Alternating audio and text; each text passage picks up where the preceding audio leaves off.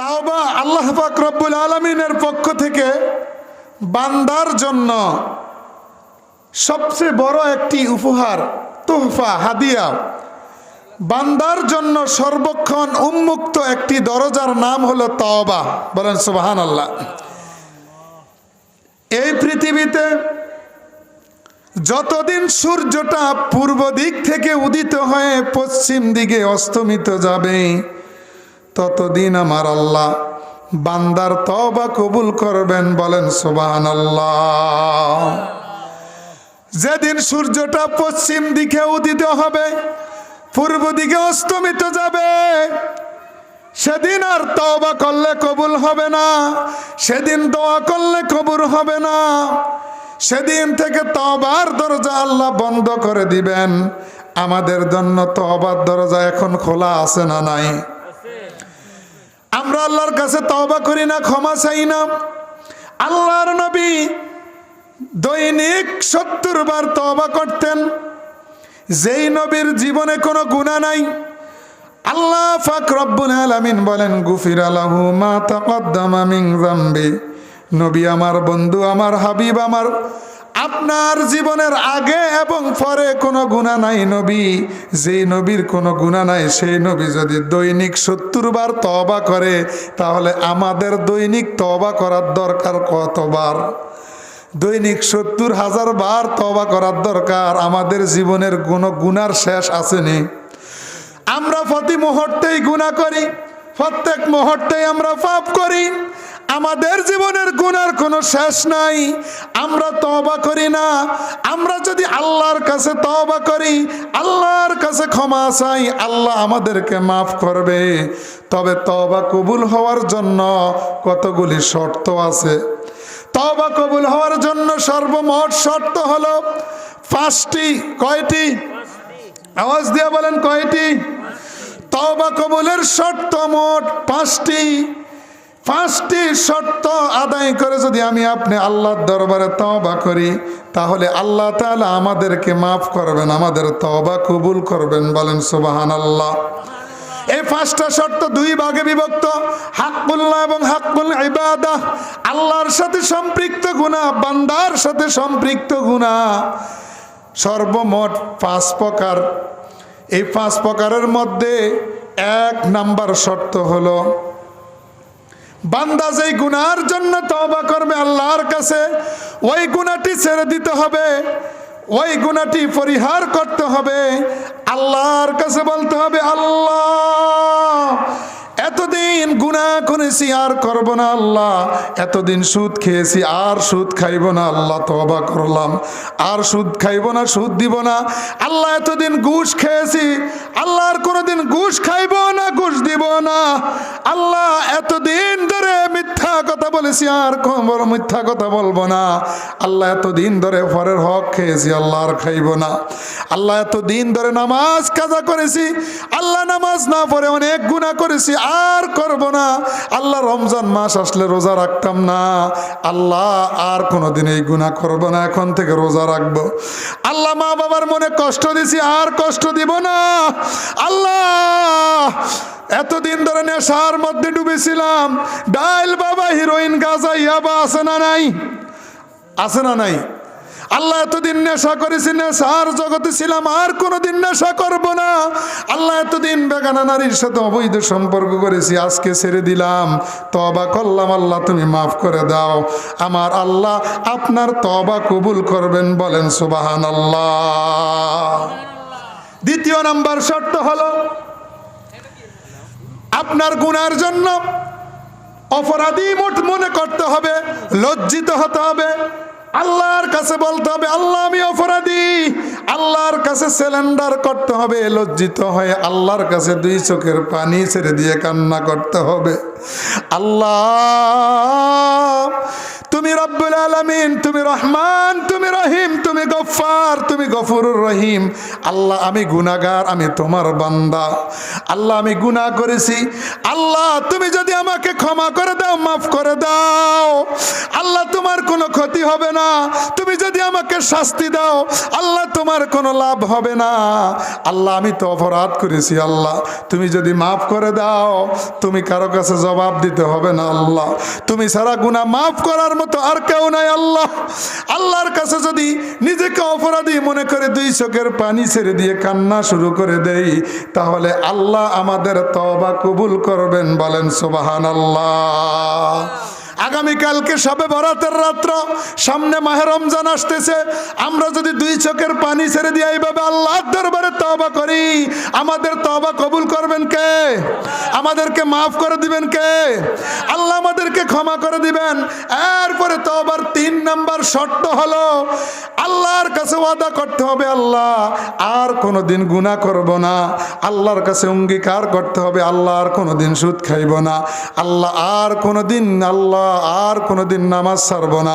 আল্লাহ আর কোনোদিন রোজার মাস আসলে রোজা ভাঙবো না। আল্লাহ রমজানের রোজাগুলি রাখবো। আল্লাহ হজ ফরজ হইলে হজ করব, ওয়াদা করলাম। আল্লাহ যাকাত ফরজ হইলে যাকাত দিব। আল্লাহ আর কোনোদিন মিথ্যা কথা বলবো না, মা বাবার মনে কষ্ট দিব না, বেগানা নানির দিকে তাকাইব না, মদ গাঁজা হিরোইন গাঁজা ইয়াবা আল্লাহ এই জাতীয় কোনো নেশার কাছেও যাইব না, ওয়াদা করলাম। আল্লাহর কাছে যদি ওয়াদা করি, অঙ্গীকার করি, আল্লাহ আপনার আমার গুনাহগুলি মাফ করে দিবে, আমার আপনার তওবা কবুল করে নেবে। বলেন সুবহানাল্লাহ।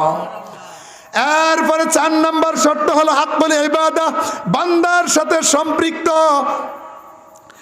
বান্দার হক আল্লাহ মাফ করবে না। বান্দা যদি মাফ না করে, বান্দার যদি কোনো মনে কষ্ট দিয়ে থাকেন, কোনো বান্দার হক যদি নষ্ট করে থাকেন, কোনো বান্দার বিরুদ্ধে যদি মিথ্যা মামলা দিয়ে থাকেন, মিথ্যা অপবাদ দিয়ে থাকেন, কোনো বান্দার গায়ে যদি হাত তুলে থাকেন, কোনো বান্দার কাছ থেকে হাত তুলে কোনো বান্দার কাছ থেকে যদি ঋণ করে থাকেন, কোনো একটা দোকানের মধ্যে আপনি এত দিন ধরে বাকি খেয়েছেন, ওই দোকানদারের টাকা দেন না, এমন লোক আছে না নাই?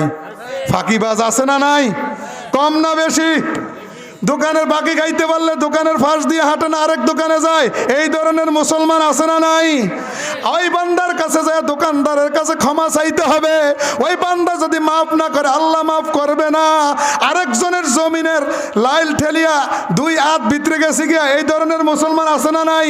রাতের বেলা যায় সারের পানি নিজের জমির মধ্যে নিয়ে আসে, এই ধরনের মুসলমান আছে না নাই?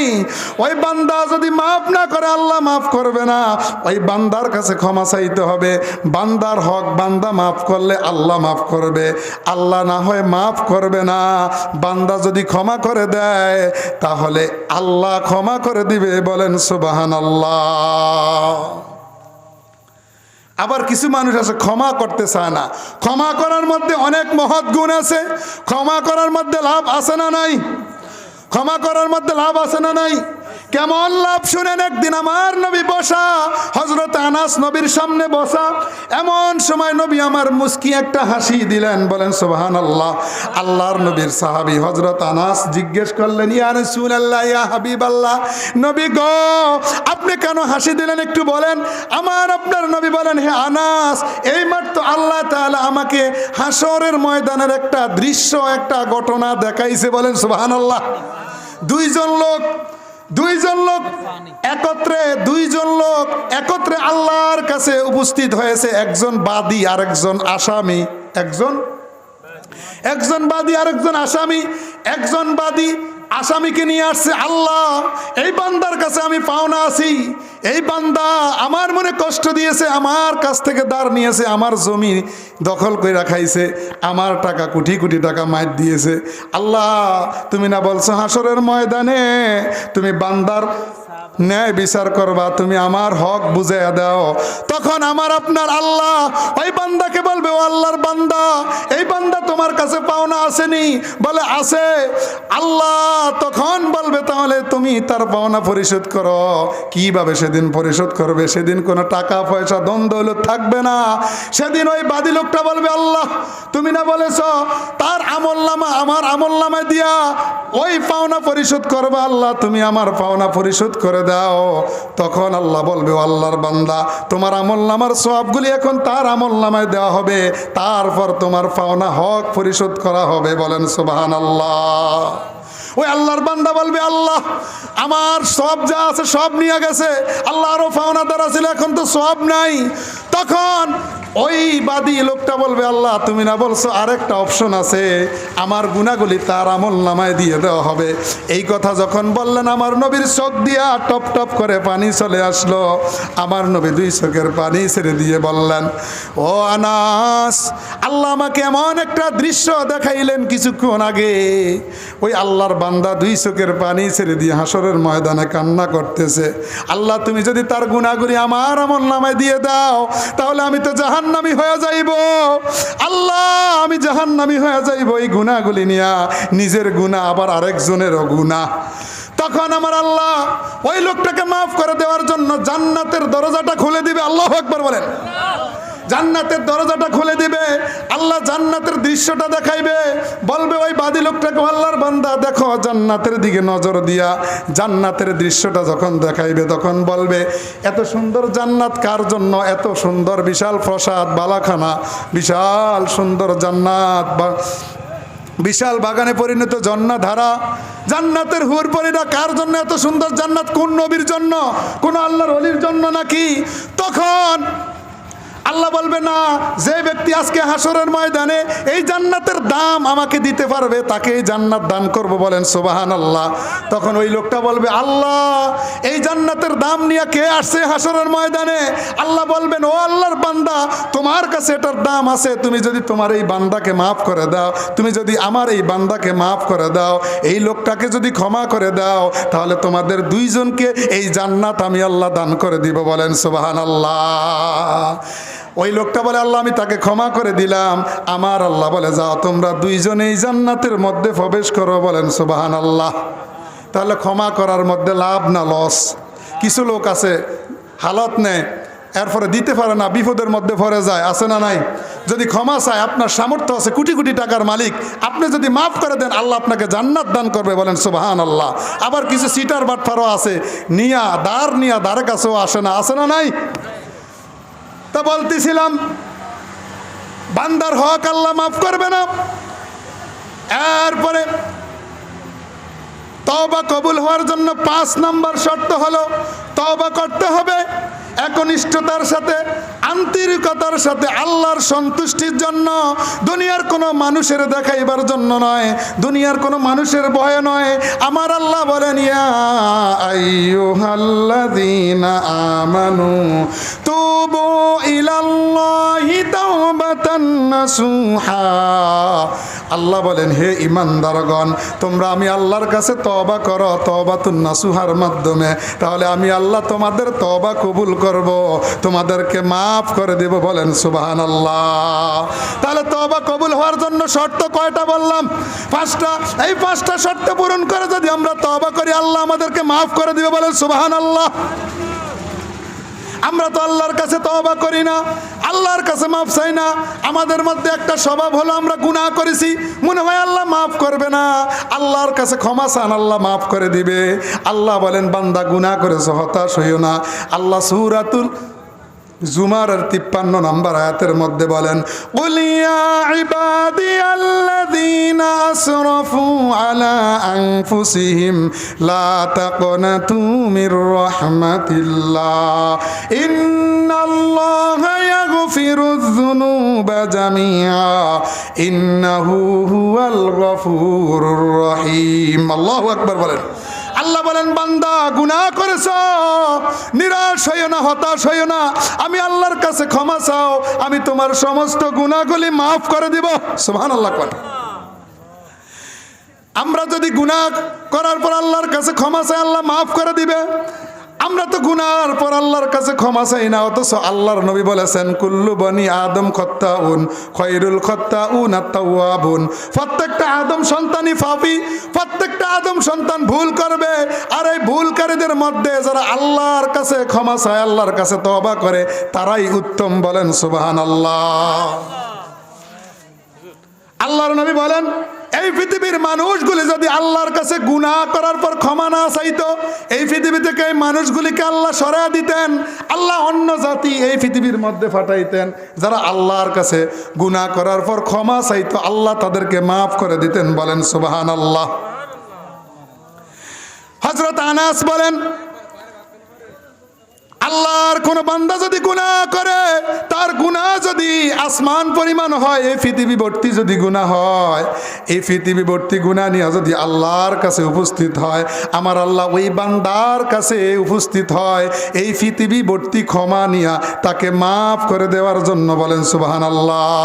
সহিহ বুখারী মুসলিমের মধ্যে আসছে আবু হুরায়রা রাদিয়াল্লাহু থেকে, তিনি বলেন আল্লাহর রাসূল সাল্লাল্লাহু আলাইহি সাল্লাম একদিন বলেছেন আল্লাহর কোন বান্দা যখন গুনাহ করে, গুনাহ করার পর যখন আল্লাহর কাছে দুই চোখের পানি ছেড়ে দিয়ে বলে আল্লাহ আমি গুনাহ করেছি, পাপ করেছি, আল্লাহ তুমি আমাকে মাফ করে দাও, তখন আমার আল্লাহ ডাক দিয়া বলে আমার বান্দা আমার কাছে ক্ষমা চায়।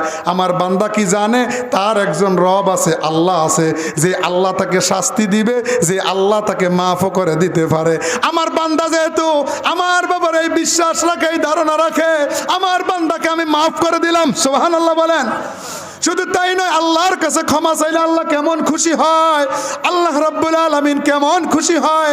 কোন মরুভূমির মধ্যে একটা লোক যদি সফর করে, তার বাহন নিয়ে যখন সফরের মধ্যে যায়, জনমানব শূন্য এমন জায়গার মধ্যে যেখানে বাড়ি নাই, ঘর নাই, মার্কেট নাই, দোকান নাই, কোনো মানুষ নাই, ওই লোকটা সফর করার পর ক্লান্ত শরীর নিয়ে তার বাহনটা নিয়ে একটু রেস্ট নেওয়ার জন্য, একটু আরাম করার জন্য যখন বিশ্রাম করে, তার সঙ্গে ছিল একটা বাহন, তার সঙ্গে ছিল তার খাবার, তার পানি। লোকটা বিশ্রাম করার পর হঠাৎ ঘুম চলে আসে, ঘুম থেকে উঠে দেখে তার বাহন নাই, তার খাবার নাই, তার পানি নাই। ঘুম থেকে উঠার পর ওই লোকটা ঘুম থেকে উঠার পর দেখে তার বাহনও নাই, তার খাবারও নাই, তার পানিও নাই। এমন অবস্থা ওই লোকটা পেরেশান হইয়া তার বাহন খোঁজাখুঁজি করে। কিছুক্ষণ পর আবার লোকটা ক্লান্ত হইয়া ঘুমিয়ে যায়, আবার ঘুম থেকে উঠে সে দেখে তার বাহন চলে আসছে। এই লোকটা এখন খুশি না বেজার? খুশি। কেমন খুশি? ওই লোকটা কত খুশি হতে পারে? আল্লাহর নবী বলেন ওই লোকটা হারানো বাহন ফিরে পাইলে যেমন খুশি হয়, তার চাইতে কোটি কোটি গুণ বেশি খুশি হয় আল্লাহর কোনো বান্দা যখন আল্লাহর কাছে তওবা করে, আল্লাহর কাছে ফিরে আসে। গুনাহ করার পর যখন আল্লাহর কাছে ফিরে আসে, তখন আমার আল্লাহ তার চাইতে কোটি কোটি গুণ বেশি খুশি হয়। বলেন সুবহানাল্লাহ। আমরা সবাই একটু দরুদ শরীফ পড়ি। আল্লাহুম্মা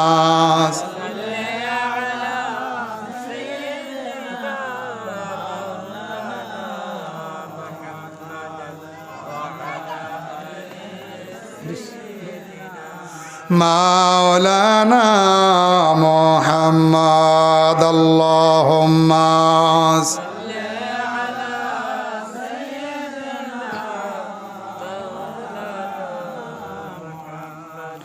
ওয়ালা আলে সাইয়্যিদিনা মাওলানা মুহাম্মদ। আল্লাহর কোন বান্দা যখন আল্লাহর পথ থেকে জাহান্নামের পথে চলে যায়, শয়তানের পথে চলে যায়, আমার আল্লাহর কাছে যখন ফিরে আসে, আমার আল্লাহ ওই হারানো ওটের মালিক, বাহনের মালিক, তার হারানো ওট ফিরে পেলে, বাহন ফিরে পেলে যেই খুশি হয়, তার চাইতে কোটি কোটি গুণ বেশি খুশি হয়। বলেন সুবহানাল্লাহ। একটা ইমানদার মুমিন বান্দা যখনই গুনাহ করে তখন আল্লাহর কাছে ক্ষমা চায়, কারণ তার কাছে একটা গুনাহ মনে হয় একটা পাহাড়ের মতো। একটা পাহাড় যদি একজন মানুষের মাথার উপরে থাকে ঝুলন্ত অবস্থায়, আপনারা বলেন তো ওই পাহাড়টা যদি আপনার উপর পড়ে আপনি বাঁচবেন না মরবেন? বাঁচা যাবে? একটা পাহাড় একজন মানুষের উপর ঝুলন্ত অবস্থায় যদি থাকে, ওই পাহাড়টা যদি আপনার আমার উপর পড়ে, তাহলে আপনি আমি ধ্বংস হয়ে যাইব। আওয়াজ দিয়ে বলেন ঠিক কিনা? আল্লাহর নবী বলেন, একজন ইমানদার মুমিন বান্দার কাছে একটা গুনাহ তার কাছে একটা পাহাড়ের মতো। যখন একটা গুনাহ করে, সে মনে করে একটা পাহাড় তার উপর আছে, যেই কোনো মুহূর্তে পাহাড়টা পড়লে সে ধ্বংস হয়ে যাবে। আর যেই লোকটা পাপী, যেই লোকটা গুনাহগার, সে গুনাহকে গুনাহ মনে করে না, সে মনে করে তার নাকের সামনে একটা মশা, একটা মাছি, যেই কোনো মুহূর্তে সে ধরে দিতে পারবে। সে গায়ে হলুদের অনুষ্ঠান করে, গান বাজনা করে, স্টার জলসা, জি বাংলা, হিন্দি সিরিয়াল গান বাজনা করে। সে গুনাহকে গুনাহ মনে করে না, সে সুদ খায়, সে ঘুষ খায়, সে ওজনে কম দেয়, খাদ্যে ভেজাল দেয়, 2 নাম্বারি ব্যবসা করে, সে আরেকজনের হক খায়, সে সিটারি করে, বাটফারি করে, সে নামাজ পড়ে না, রোজা রাখে না, সে অসংখ্য পাপ করে, তার কাছে গুনাই গুনাহ মনে হয় না। আর যে লোকটা ইমানদার, যে লোকটা আল্লাহওয়ালা, তার কাছে গুনাহ কেমন মনে হয়? একটা পাহাড়ের মতো। কিসের মতো? একটা পাহাড় বললে মোর যেমন ধ্বংস হয়ে যায়, একজন ইমানদার মুমিন বান্দা সে এমন মনে করে। সহিহ মুসলিম শরীফে এবং মিশকাত শরীফে একটা ঘটনা আসছে। আল্লাহর নবীর সময় গামিদি গোত্রের এক মহিলা, ইমানদার নেককার ছিল, হঠাৎ সে গুনাহ করে ফেলেছে। তার গুনাহটা হলো, সে হঠাৎ শয়তানের দোকার মধ্যে পড়ে সে জিনা করে ফেলেছে, ব্যভিচারের মধ্যে লিপ্ত হয়েছে।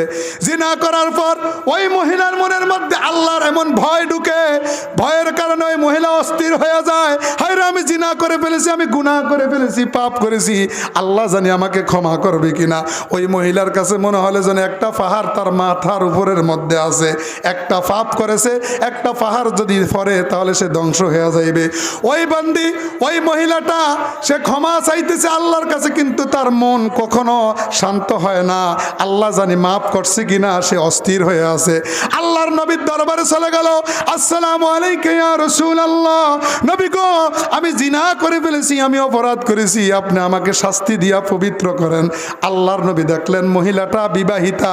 আমার নবী ওই মহিলার দিকে ফিরে তাকায় না, অন্যদিকে নজরটা ফিরে নিলেন। নবী কোনো কথা বললেন না। ওই মহিলা চলে গেলেন। ওই মহিলা চলে যাওয়ার পর সারা রাত চলে গেল, অস্থির হয়ে আছে।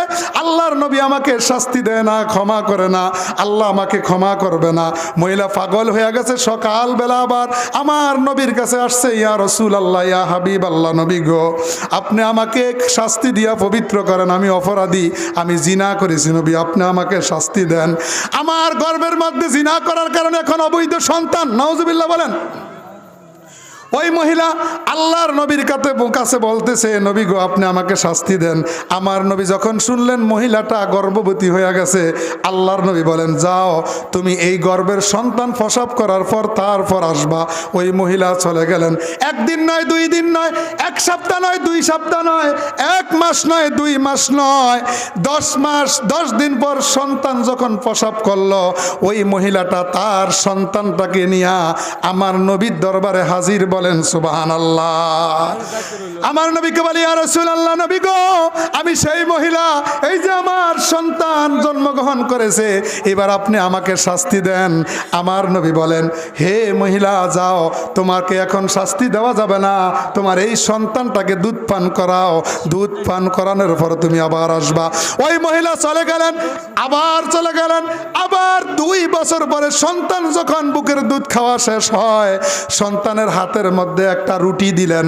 রুটি নিয়ে নবীর দরবারে হাজির। বলে, ইয়া রাসূলুল্লাহ, আমি সেই মহিলা, আমি এখনো আমার পাপের কথা ভুলি না, আমি একটা পাপ করেছি, আমি জিনা করেছি, নবী গো, আপনি আমাকে শাস্তি দিয়ে পবিত্র করেন। এই যে আমার সন্তান, দেখেন আমার সন্তান এখন রুটি খাইতে পারে, আর বুকের দুধ খায় না। আমার নবী বলেন, সাহাবীরা রে, তোমরা এই সন্তানটার দায়িত্ব একজনে নাও। সাহাবীদের মধ্যে একজন এই মহিলাটার সন্তানের দায়িত্ব নিলেন। আমার নবী বলেন, ও সাহাবীরা, এই মহিলাটার জন্য বুক পরিমাণ একটা গর্ত করো। গর্ত করার পরে এই মহিলাটাকে তোমরা পাথর নিক্ষেপ করে দুনিয়া থেকে বিদায় করে দাও। সাহাবীরা সবাই মিলে গর্ত করলেন। গর্ত করার পর ওই মহিলাটাকে গর্তের মধ্যে নিক্ষেপ করে দেওয়া হলো। সাহাবীরা চারদিক দিয়ে পাথর নিক্ষেপ করতেছে, আর মহিলার শরীর থেকে রক্ত ঝরতেছে, মাংসগুলি আলাদা হয়ে যাইতেছে, শরীরের চামড়াগুলি উঠে গেছে। এমন সময় আল্লাহর নবীর সাহাবী খালিদ ইবনে ওয়ালিদ খালিদ ওই মহিলাটাকে একটা পাথর নিক্ষেপ করে, পাথরটা যায় ওই মহিলার কপালের মধ্যে পড়ে। ওই মহিলার কপালের মধ্যে পড়ার সঙ্গে সঙ্গে রক্তগুলি ছিটকায়া যায় নবীর সাহাবী খালিদ ইবনে ওয়ালিদের গায়ের মধ্যে পড়ে। আল্লাহর নবীর সাহাবী হযরত খালিদ ইবনে ওয়ালিদ ওই মহিলাটাকে একটা গালি দেয়। গালি দেওয়ার সঙ্গে সঙ্গে আমার নবীর কানের মধ্যে পৌঁছলো। নবী গালিটা শোনার সঙ্গে সঙ্গে বলেন, সাবধান হে খালেদ, সাবধান, আল্লাহি নাফসি বিয়াদিহি, আল্লাহর কসম করে বলি যে আল্লাহর হাতে আমি মুহাম্মাদের জীবন। এই মহিলাটা এমন তওবা করেছে, তুমি কাকে গালি দাও? এই মহিলা এমন তওবা করেছে যেই মহিলার তওবা আমার আল্লাহর আরশে আজিমে কবুল হয়ে গেছে। আল্লাহু আকবার কর। এই মহিলার তওবা কবুল হয়ে গেছে, তুমি কাকে গালি দাও? হে খালেদ, সাবধান, তুমি তাকে গালি দিও না। আমার নবী এই মহিলার দাফন সম্পূর্ণ করলেন। আমার নবী নিজে জানাজা পড়লেন। দাফন শেষ করার পর হযরত ওমর বললেন, ইয়া রাসূলুল্লাহ, এই মহিলাটা একজন জিনাকারিনী ছিল, আপনি কেন তার জানাজা পড়লেন? ওমর বিটু দিয়া বলেন, নবী আপনি কেন জানাজা পড়লেন? আল্লাহর নবী বলেন, হে ওমর, সাবধান, তুমি কোন নারীর ব্যাপারে কথা বলো? এই মহিলাটা এমন একটা তওবা করেছে, তুমি কি জানো? এই মহিলার তওবাটা যদি 70 জন সাহাবীর মধ্যে বন্টন করে দেওয়া হয় তাহলে মদিনার 70 জন সাহাবীর জন্য যথেষ্ট হয়ে যাইবে। বলেন সুবহানাল্লাহ, আল্লাহু আকবার বলেন। যেই মহিলা তার সন্তানের চিন্তা করে না, মায়া করে না, পরিবারের চিন্তা করে না, সমাজের মানুষ কি বলবে সেই চিন্তা করে না, আল্লাহর ভয়ে একটা ভুল করেছিল, একটা গুনাহ করেছিল, জিনা করেছিল, নিজের জীবনটা পর্যন্ত দিয়ে দিয়েছে। এই মহিলার তওবা আল্লাহর আরশে আজিমের মধ্যে কবুল হয়ে গিয়েছে। বলেন সুবহানাল্লাহ। আমরা তো আল্লাহর কাছে তওবা করি না, তওবা করলে লাভ আছে না নাই? আওয়াজ দিয়ে বলেন, আছে না নাই? তওবার 5টা লাভের কথা বলেই আমি আলোচনা শেষ করে দিব। আমাদের সম্মানিত ইমাম এবং খতিব শরীফুল ইসলাম আনসারী সাহেব চলে আসছে। উনি আপনাদেরকে কোরআন হাদিস থেকে মূল্যবান আলোচনা শুনাইবেন। হুজুরের আলোচনা শুনবেন। 5টা তওবার 5টা লাভের কথা শুনবেন। তো তওবা করলে 5টা উপকার হবে, 5টা লাভ হবে। অনেকগুলি উপকারের কথা কিতাবের মধ্যে আসছে, আমি আপনাদেরকে 5টার কথা বলবো। তওবার 5টা উপকার। 1 নাম্বার, যেই ব্যক্তি তওবা করবে তার আমলনামার মধ্যে আল্লাহ কোনো গুনাহ রাখবে না। সুবহানাল্লাহ বলেন। তার আমলনামার মধ্যে কোনো গুনাহই থাকবে না, আল্লাহ তার গুনাহ মুক্ত করে দিবে। সুবহানাল্লাহ বলেন। 2 নাম্বার লাভ হলো, যে ব্যক্তি তওবা করবে আমার আল্লাহ তার গুনাহগুলিকে সওয়াবে রূপান্তরিত করে দিবে। বলেন সুবহানাল্লাহ। আমার আল্লাহ বলেন, ইল্লা মান তাবা ওয়া আমানা ওয়া আমিলা সলিহা ফাউলাইকা ইউবাদদিলুল্লাহু সাইয়্যাতিহিম হাসানাত।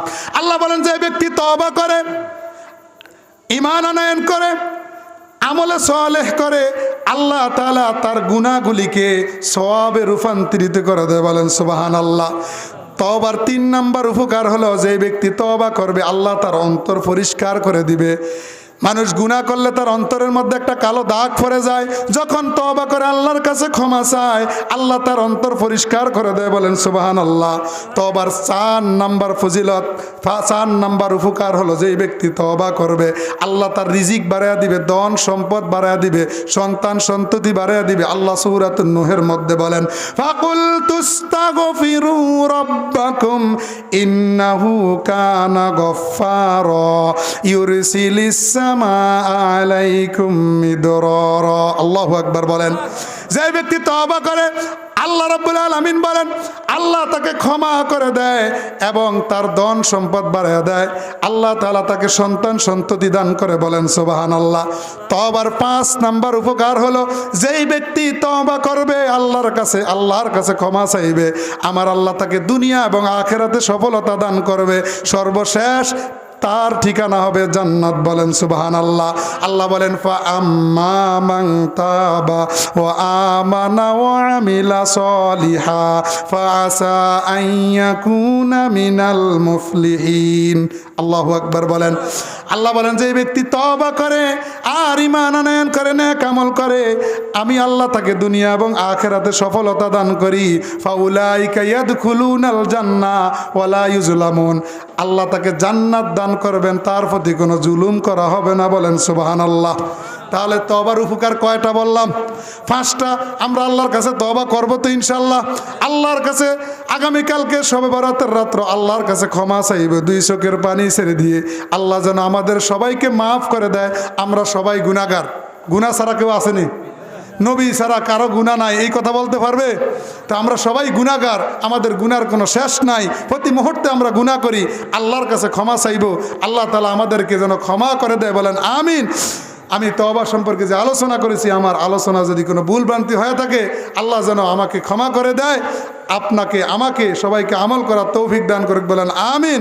এখনই আপনাদের সম্মুখে